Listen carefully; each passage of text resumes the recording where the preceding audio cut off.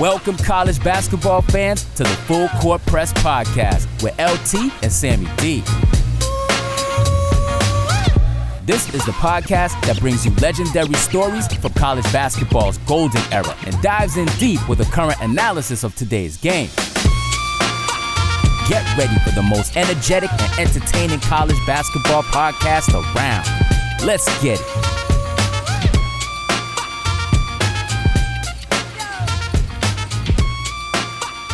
Good morning, good afternoon, good evening. Luke Taylor here, Full Court Press Podcast. I'm wearing purple, and I love purple, and I love orange, two of my favorite colors. And why not get this coach from the purple and orange on the ACC conference preview? Sam, who do we have, Sam?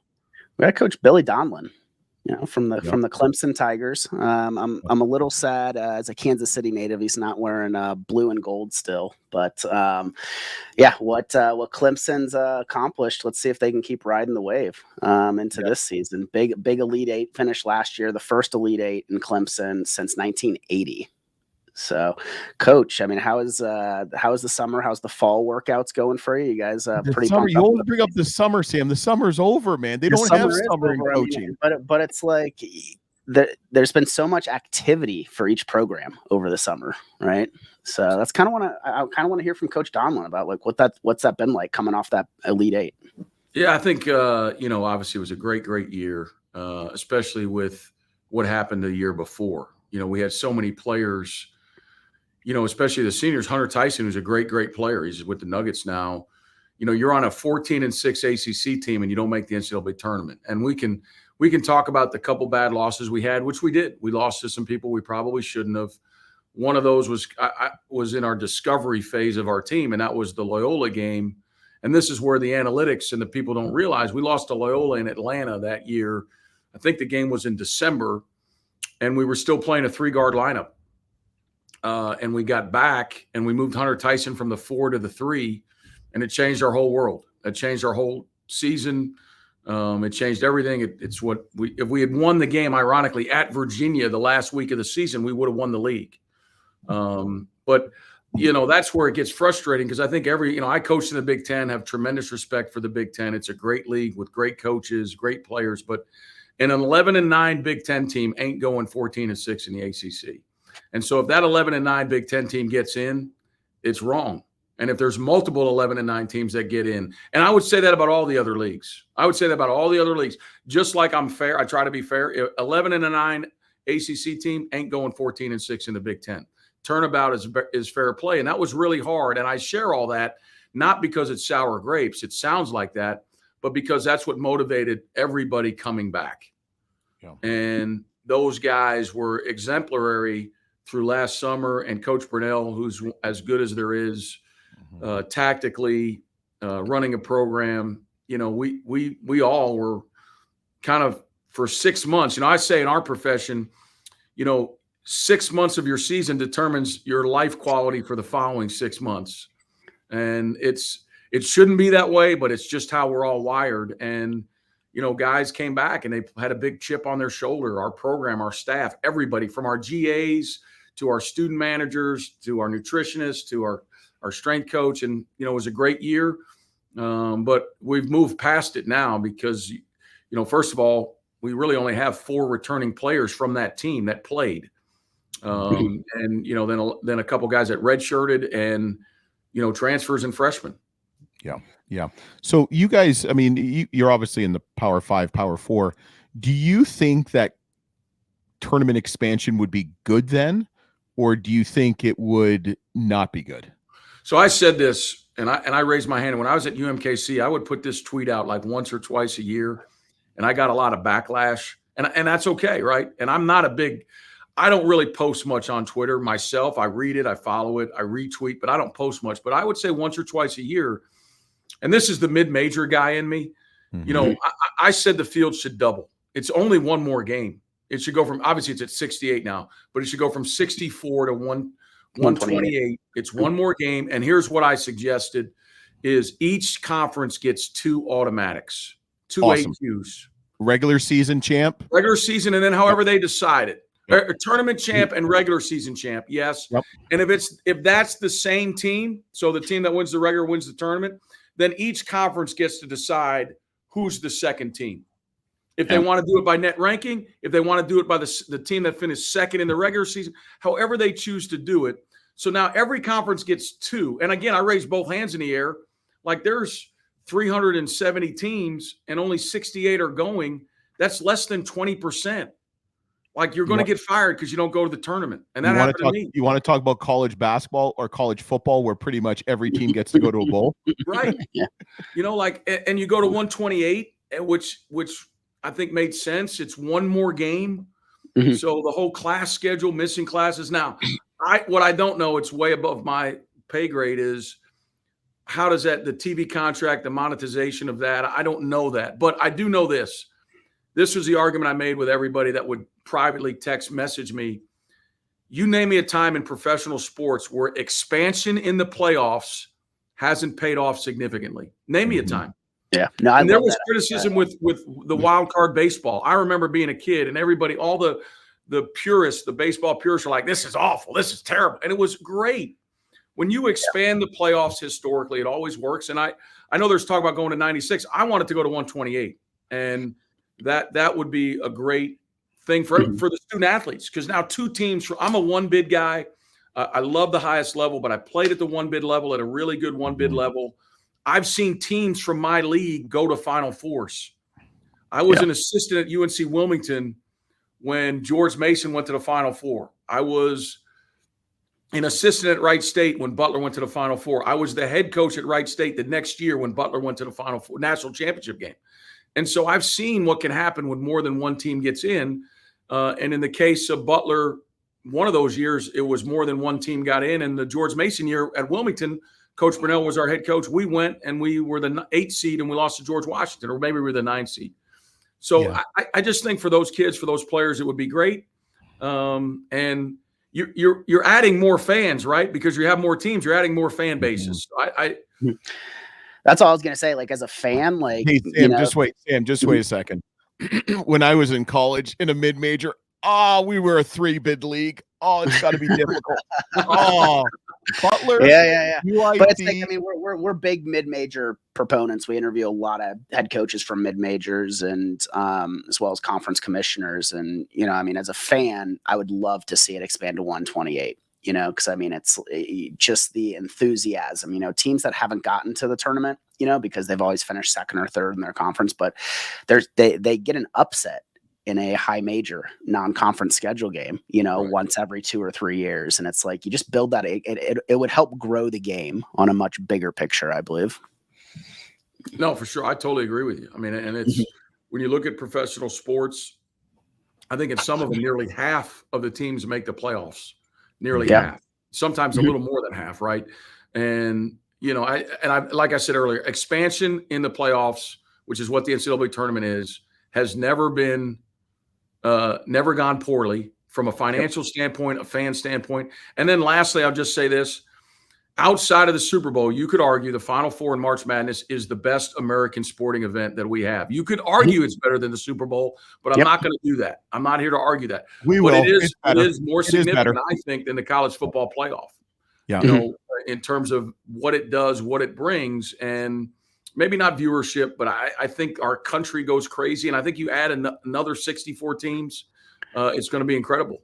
Yeah, what we saw last year at the Final Four in the media room there was media from a lot of different countries around the world. I'll put it that way. I mean, remember the guy from Japan? Yeah, you're used to seeing that in the Super Bowl where you get like media from Germany and Asia and Australia. The Final Four last year, there was like media. There was guys from like Japan coming in wanting to learn about the game, right? Like, it was wild. But it was like, I mean, that's just how big the Final Four is each year, and just March Madness in general. That the excitement is out there. So, well, I think also too, if you look at the way non-conference scheduling is going, those quad 2 and quad 3 teams are really having a tough time getting a strong non-conference schedule against the power 4, power 5s. Okay. If you add that extra game, now you add the drama and the upset. and it just makes conference mean and the whole season mean more to all these teams. We're not going to get the mid-major upsets this year. We're just not, because there's just not enough games where they're playing against stronger teams. So I love it. And you know what? The NCAA will make more money. I promise you that. They'll bring more tourism dollars to a Dayton or whoever it is. If Columbia wants to host the first round and, XYZ. So I love the 120. What do we say? 128? 128. Because one round, it brings you to 64 right away, one game.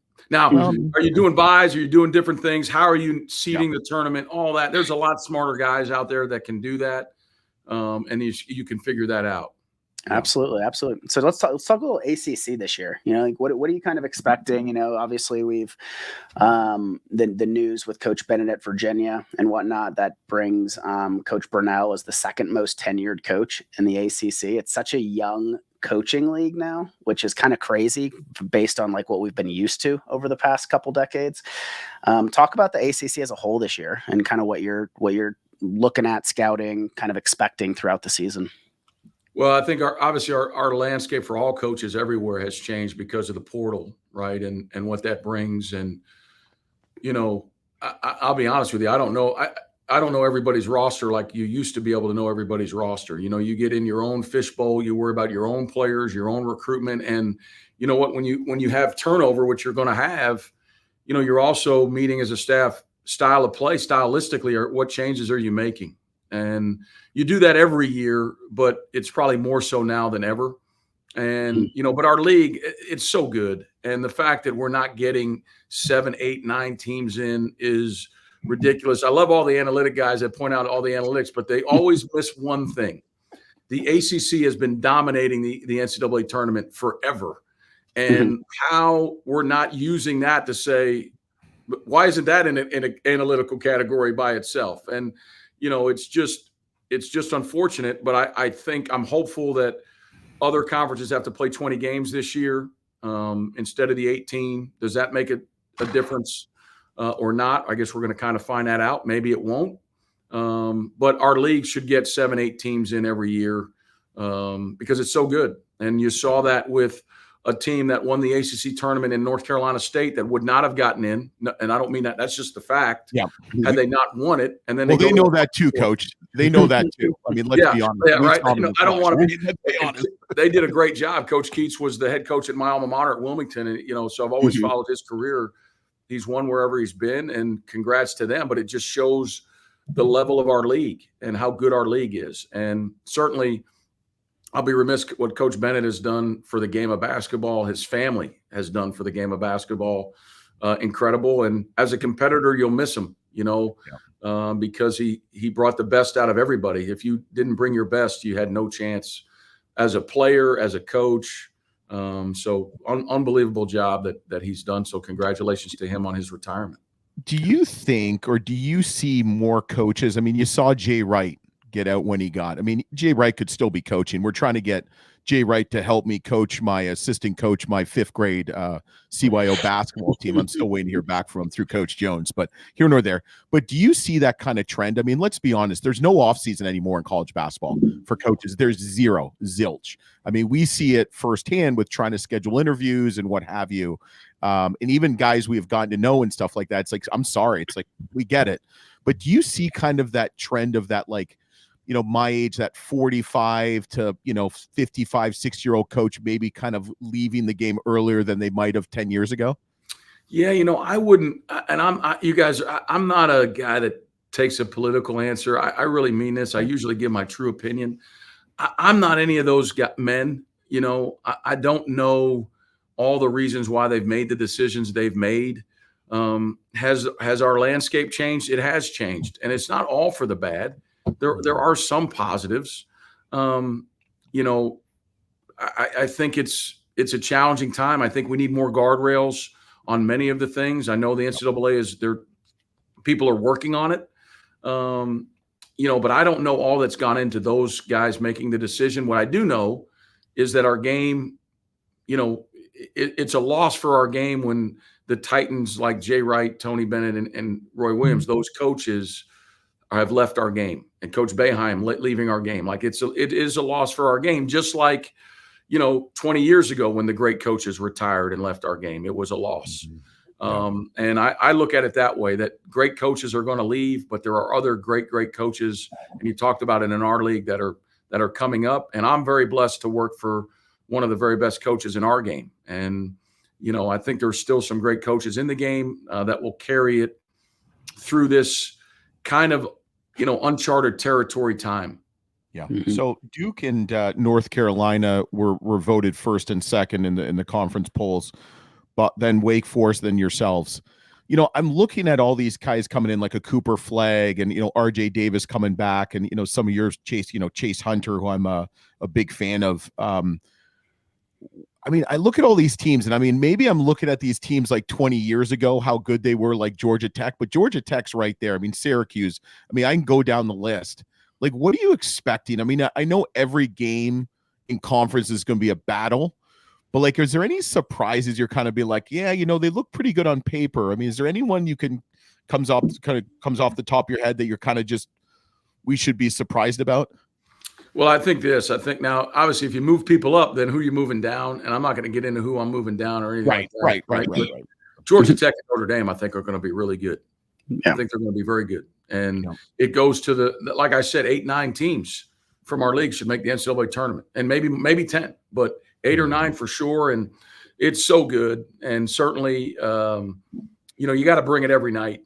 And I tell people all the time, there's no other profession in the world that your livelihood can come down to a missed free throw, a missed layup. Like, look at the last 4 minutes of games, how many just missed layups there are at the rim, free throws at the, that you don't make. And that can turn your season upside down. And in our league, it's incredible. And, that's why winning those close games, being above 500 in your league in the 2 possession or less is what really determines your season. If you can be above 500 in the games that are decided by 2 possessions or less, I think you've got a chance to make the NCAA tournament. Because you're going to be in so many of them, especially in this conference. Finding a way to win those games, I think, are really important. You want to get everyone? Well, I just got one more question. Luke, you mentioned a couple guys just have incredible offensive power, but it's I think one of the misconceptions of the ACC is just how good defensively they are. And Coach Donlon, you're recognized as one of the best defensive minds in college basketball across the country. How does defense play into the ACC year in and year out? Well, one of the things, and again, this is not a knock. I think and Coach Burnell told me this when we got back together 2 years ago, and he said this the whole time, staying in touch. The Big Ten, again, not a negative at all. The Big Ten stylistically has a lot of similar styles. Like Iowa is an outlier. They play fast. It's great. And none of this is a criticism. There's so many great coaches, but it's a lot of half court, grind you out. You come to the ACC, there's all different types of styles. Florida State plays on top of you. You can't make a pass. You can't run an offense. It's hard. When Coach Boeheim was at Syracuse, you were going to get 40 minutes of zone. There was, Virginia played the way they played. They were going to be ball control, elite at both ends, take care of it. You were going to play one of the lowest possession games of your season. And so in those games, every turnover, every offensive rebound, every easy shot, quote unquote, layup, open 3 gets magnified. That's unique. I just think there's so many different styles. And so defensively, where can you be consistent in your values, in your habits, right? That's really important. You've got to have consistent defensive habits, what you believe in, whatever that philosophy is, and also sprinkle in some scouting specific things. And how are you preparing for that? And I think that's really important. And that's what we try to do here. That's why Coach is, he's really one of the elite minds on that side of the ball for a long time. And, it's a great staff. This is a great coaching staff. Dick Bender's been here a long time, was Coach Burnell's assistant. Sean Dixon's really good. And Terrell McIntyre, who's an all-time great here at Clemson's with us. And his ability to emotionally help our players is great. Lucas McKay, who everybody knows, like the whole 6 degrees of Kevin Bacon, it's 6 degrees of Lucas McKay in our business. There's somebody that knows Lucas. Hey, call Lucas McKay. He's phenomenal. So, and then Jeff Reynolds was at Air Force. He was a head coach. So there's a lot of good people here. And we're all trying our best to keep up with the game. And in this league, the last 10 years we lead by far. We've had the most first round draft picks in the NBA out of all the conferences. So you're also getting great coaches and great players, great NBA players. And what I like about it too is, and this is the last part, is the game that they officiate the game like they do in the NBA. It's not like a black and blue, it's not as physical as maybe some of the others. And I love that. As a defensive guy, I'm a Hubie Brown guy. 5 guys fouling at once. They're not going to call it every time, right? I'm all for that. But in this league, it helps in recruiting because we play the most like the NBA. And some of that is the talent level, but also the way the game is officiated. Yeah. Love it. Love it. So we have a little thing called the shot clock here. Luke's going to fire off 2 or 3 questions for you. Short little answers. If it leads to a little story, the platform's yours. LT, let's get it. All right. One word to describe the ACC. One word.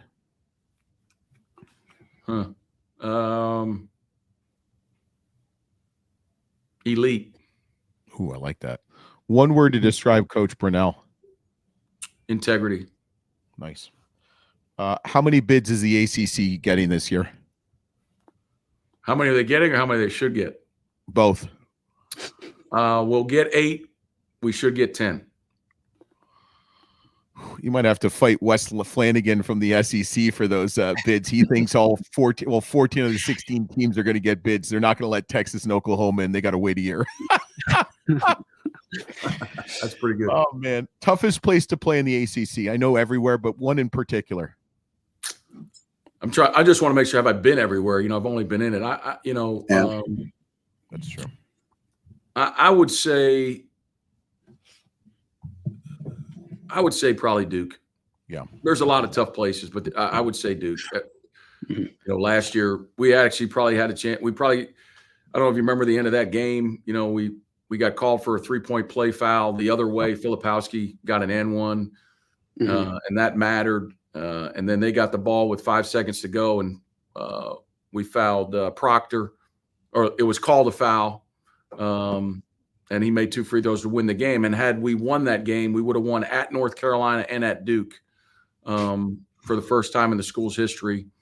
And so it's just everywhere you go. And I would be remiss if I didn't say this. And this was going into the last week of the season, so I still think I think this is accurate, but Syracuse, Alabama, and North Carolina lost a total together 4 home games. We were 3 of them because we won at Alabama, we won at North Carolina, and we won at Syracuse.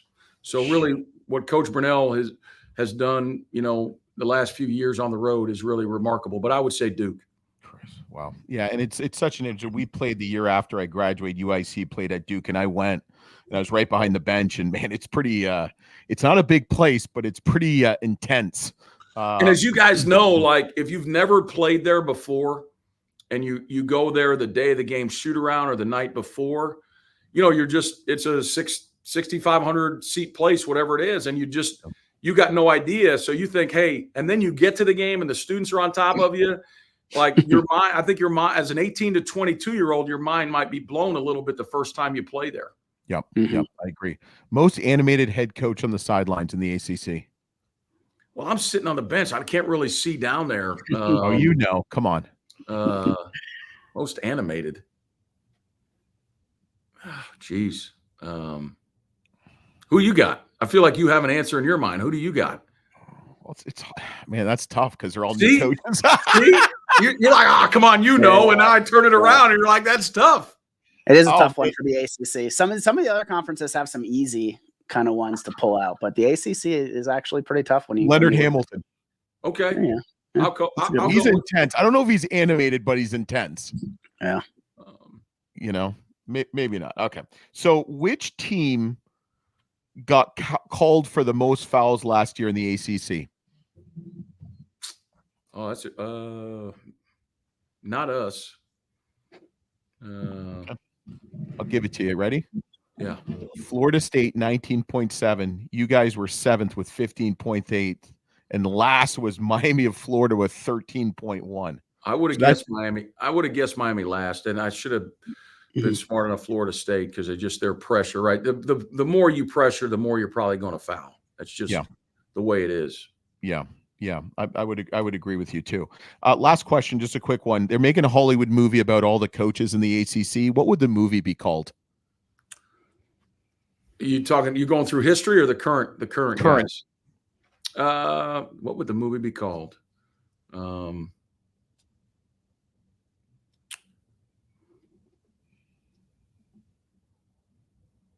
Growing Titans. Okay. I like it. Yeah. Makes sense. Coach, yeah, you passed flying colors, probably the best grade or best test you ever got from UNC Wilmington, the life test.